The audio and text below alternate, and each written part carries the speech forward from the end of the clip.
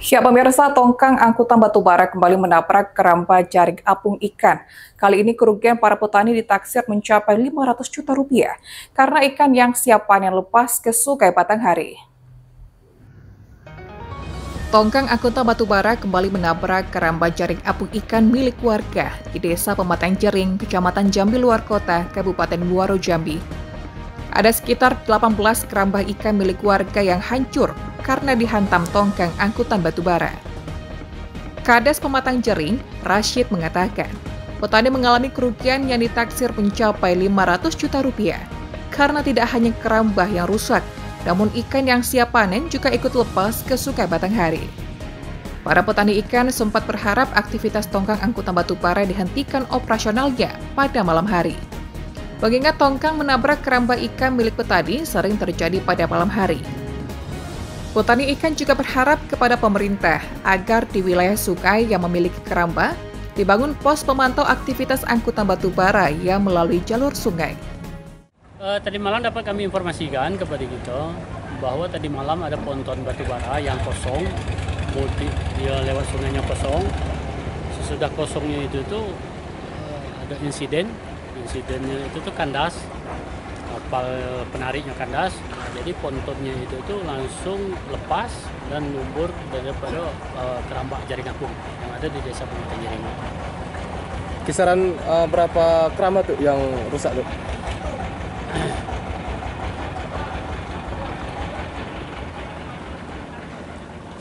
Nah, ya.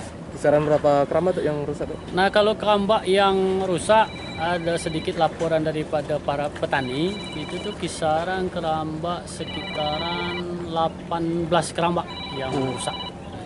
Kerugian yang dialami petani berapa? Nah, kerugian itu masih kita pelajari berapa kerugiannya, tapi yang jelas kalau kerugiannya itu analisa kami di atas 300 juta rupiah, itu tuh kerugian daripada yang ada di mungkin kisaran di angka 500 juta rupiah kerugian. Iya. Tadi ini kita aksi apa itu? Nah, hari itu saya dengan seluruh warga petani keramba jaring apung bentuk protes kami lah, aksi damai bentuk protes kami kepada para pengusaha batubara yang ponton dan juga kebijakan daripada yang mempunyai kebijakan. Dalam hal ini mungkin Pemprov Provinsi Jambi, dalam hal ini mungkin Bapak Gubernur.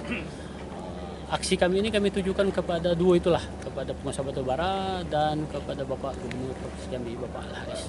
Jadi ada harapan kita untuk membentuk tim Satgas di sini tuh. Nah, harapan kita kepada Sigo supaya pemerintah turut andil dalam membantu kami para petani yang ada di Desa Pematang Jering ini. Karena bentangan keramba yang kita yang ada ini lebih kurang 6.000 unit dan itu adalah asli warga masyarakat petani Desa Sungai Duren, Pematang Jering yang ada di situ yang berusaha di situ. Nah, harapan kita dengan kebijakan hauling batubara yang sudah dicanangkan oleh Bapak Gubernur, yang sudah dilepaskan oleh Bapak Gubernur, harapan kita kegiatan batubara ini kita punya standarisasi. Nah, batubara itu pun dia harus punya standarisasi tentang pelayarannya, terutama yang keadaan kita yang di petani-petani yang ada ini. Mungkin ponton batubaranya itu ketika dia kandas dia harus lengkap dengan jangkarnya.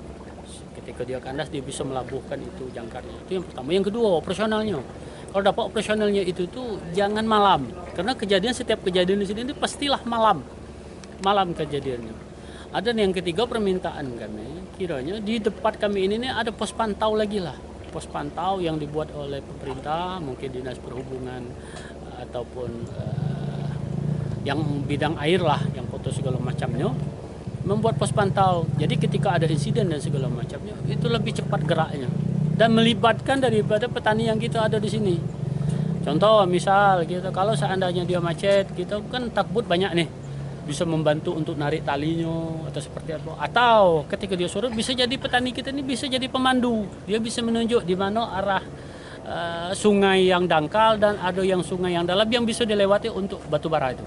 Nah, itu. Kalau dalam sehari ada berapa ponton yang lewat tuh? Nah, kalau ponton, kalau dia posisinya airnya sudah normal, itu tuh biasanya sehari itu puluhan ponton lah yang bisa lewat.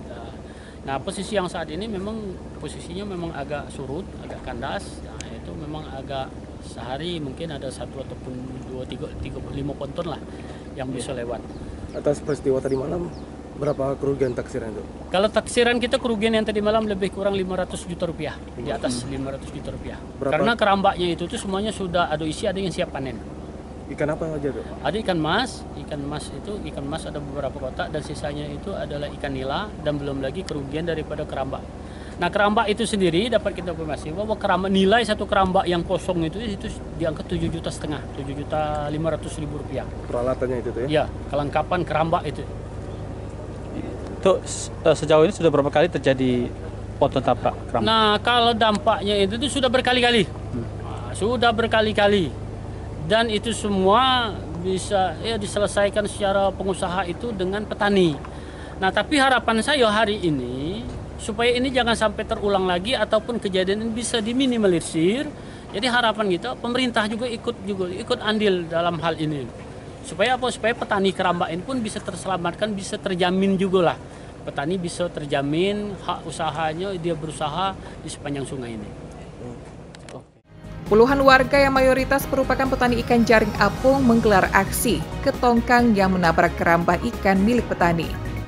Aksi ini bentuk protes mereka agar pihak perusahaan dapat bertanggung jawab atas kerugian yang dialami para petani ikan. Novia Putri Sanjaya, JEK TV, melaporkan.